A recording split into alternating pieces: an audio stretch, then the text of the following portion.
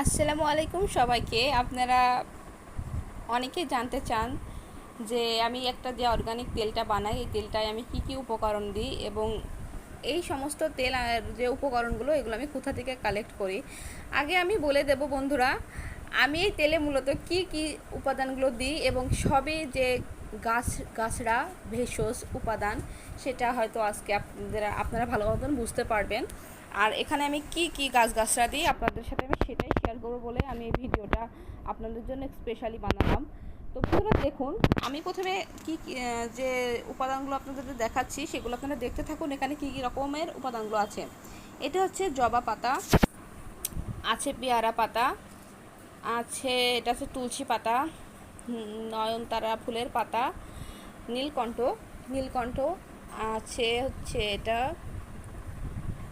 নয়নতারা ফুল, মেহেদি পাতা, এবং তার সাথে আমি এটা এক মুঠো মতন আমি দূর্বা ঘাস তুলে নিয়েছি। এটা হচ্ছে অনেকেই চিনবেন, এটা হচ্ছে যে একরকম বিশেষ পাতা, এটা হচ্ছে যে তেলাকুচো পাতা।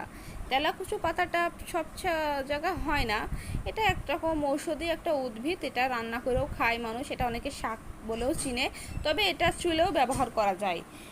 এবং এখানে আমি নিয়েছি এক বাটি মতন অ্যালোভেরা কুচি। আর এখানে আছে আপনার হরতকি, বহেরা, এটা হচ্ছে বহেরা আর এটা হচ্ছে হরতকি। এটা হচ্ছে আপনারা দেখলে হয়তো এখন বুঝবেন না, এটা আমি শুকিয়ে রেখে সংরক্ষণ করেছি। এটা হচ্ছে আপনার কেশরাজের পাতা। হ্যাঁ বন্ধুরা, এটা কেশরাজের পাতা, এটা আমলকি, এবং আছে এইটা হচ্ছে নিমের পাতা। তার সাথে তো অবশ্যই এখানে আমি কিছু পরিমাণ দিয়ে দিই কালো জিরা, তারপরে যাচ্ছে হচ্ছে মেথি, কালো জিরা আমি এক করে রেখেছি, এখান থেকে মিক্সড করা থাকে বন্ধুরা।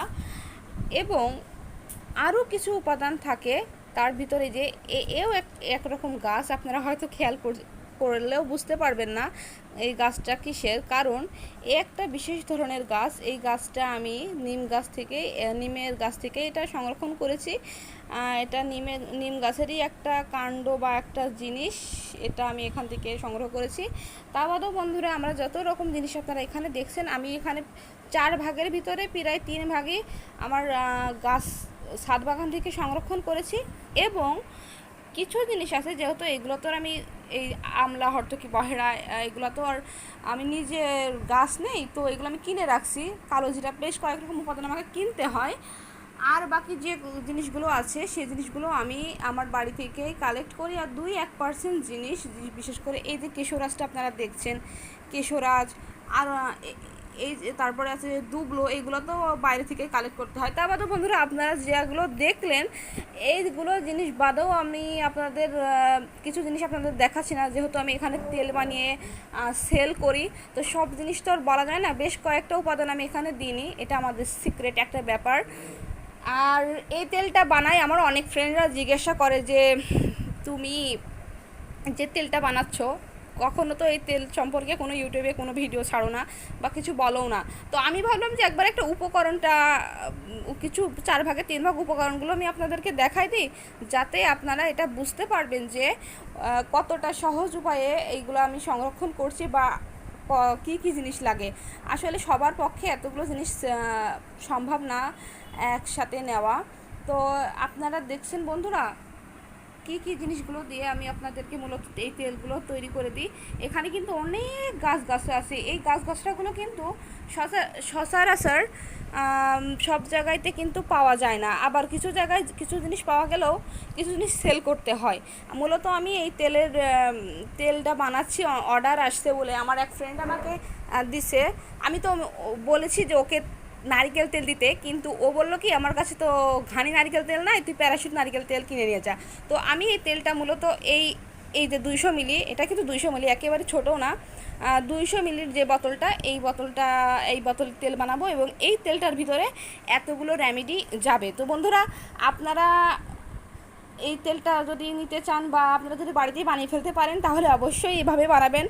আর কয়েকটা জিনিস যদি মিস্টেক থাকে তাও প্রবলেম নেই, কিন্তু যতগুলো জিনিস আমি আপনাদেরকে দেখালাম প্রত্যেকটা জিনিসই চুলের জন্য খুবই উপকারী। এবং এটা অনলাইনে কিন্তু অনেক চড়া দামে বিক্রি হচ্ছে, এবং এই তেলটা 800, 900, 1000, 1200 টাকা দিয়েও কিন্তু অনেকে কিনছে। সেটা অনেক ছোটো ছোটো শিশি বা এই মিডিয়াম ক্লাসের শিশিগুলো, রেজাল্টও কিন্তু অনেক ভালো। তো আমি এটা নিজের হাতে বানাই বলে, বাড়িতে বানাই বলে এটা অনেকেই আগ্রহী, এবং যারা ব্যবহার করছে তারা দীর্ঘদিন চুলের ভোগান্তি এবং অনেক খরচ করেছে, অনেক রকম খরচ করার পরে যখন কোনো রেজাল্ট পায়নি, অবশেষে আমার এখানে আসছে, সবাই ব্যবহার করছে, যারা একবার ব্যবহার করছে তারা আবার আসছে। তো আমি এই কারণে এই যে কয়েকটা জিনিস দেখছেন এগুলো কিন্তু আমাকে সেল করতে হয়েছে।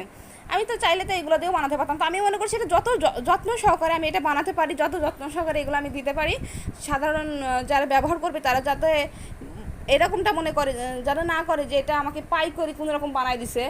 খুবই হালাল জিনিস, দুনিয়ার সব কিছু আপনাকে ঠকাতে পারলেও গাছপালা আপনাকে কখনো ঠকাবে না। বন্ধুরা, প্রচুর পরিমাণ গাছ লাগাবেন, কারণ গাছ আমাদের একমাত্র সম্পদ, যে কিনা আমাদের বিনা স্বার্থেই আমাদেরকে ভালোবাসে এবং আমাদেরকে বাঁচিয়ে রাখে।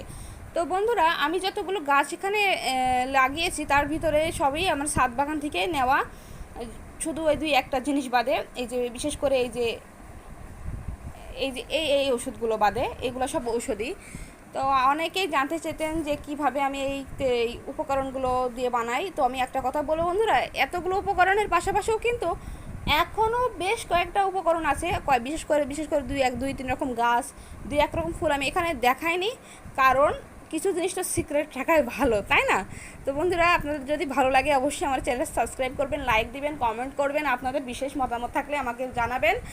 এই বলে আমার এই সংক্ষিপ্ত ভিডিওটা শেষ করছি। অবশ্যই একটু বড় হয়ে গিয়েছে, আসলে একটু বিস্তারিত বলতে গেলে আরও বড় হয়ে যেত, কারণ একটা আপনারা অনেক ইউটিউব চ্যানেল আছে যেখানে দেখবেন যে এক একটা পাতা বা এক একটা লতা পাতা নিয়ে এক একটা ভিডিও করেছে, তারা অনেক অনেক গুণাগুণগুলো ওর ভিতরে বলছে। আমিও চেয়েছিলাম যে আর কিছুদিন পরে এই ভিডিওটা দিব, কারণ এক একটা গাছ সম্পর্কে যেন আমি আপনাদেরকে ভালো করে বলতে পারি। কিন্তু অনেকেই আমাকে বলে যে না, এইটার ভিডিও একটু তাড়াতাড়ি দাও। তবে আমি বেশ কয়েকটা, আপনারা আমার চ্যানেলটা যারা দেখছেন, বেশ কয়েকটা ভিডিও দেখলে বুঝতে পারবেন যে না, আমি অনেক গাছ সম্পর্কে আপনাদেরকে বলছি। বলে আমি আমার ভিডিওটা শেষ করছি বন্ধুরা, সবাইকে জানাচ্ছি শুভ দুপুর।